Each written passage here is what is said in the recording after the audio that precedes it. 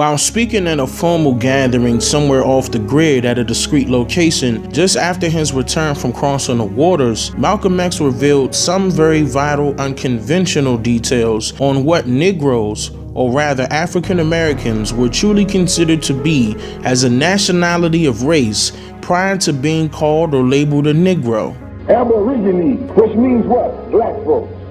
You never find a white aborigine. Aborigines are called natives, or they're always dark-skinned people.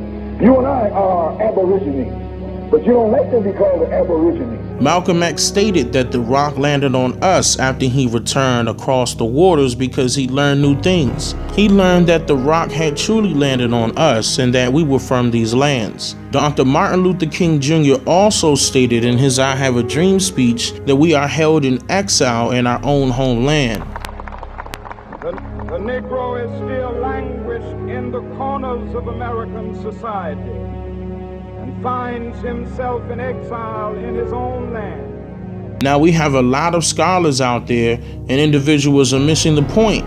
How can you be held in exile in your own homeland without it being your own homeland? The tens of millions of Black Americans, or rather Indians, who disappeared in 1492 did not all die in the Holocaust inflicted within America. Hundreds of thousands were shipped to Europe and Africa as Indian slaves. The whole slave trade story was given to all of us in reverse. A mass colony of Africans were not shipped from Africa to America. The truth is that Black Indians were shipped from America to Europe. They were then shipped from Spain to Africa as commodity for African resources. These Black Indians, now mistaken as African Americans, were shipped back to America and classified as African slaves. This part of our history is what the school systems failed to mention in history programs.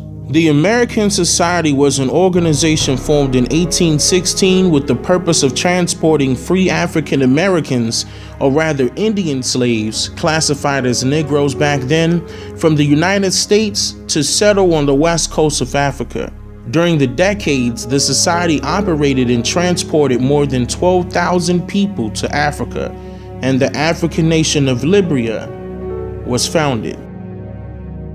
The term African American to refer to all Black people was endorsed only since 1988, but was against the desires of the majority of Black people. In fact, the term was endorsed by only 5 people, including Reverend Jesse Jackson and Ramona Edlin, leading the charge as a result of a gathering called the African American Summit, without the input of the majority of Black people.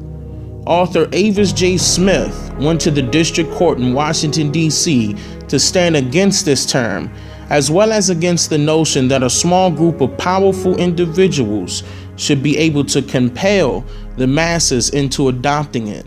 The systematic destruction of the Native Americans, or rather Native Indigenous Aborigine people, and their way of life was not only one of recorded history's greatest tragedies, but as with the slave trade, deeply spiritually wounding to all involved. The utter decimation of their culture is one of the most shameful aspects of history, the extent of the damage still being downplayed and denied entry into textbooks and history lessons to this day.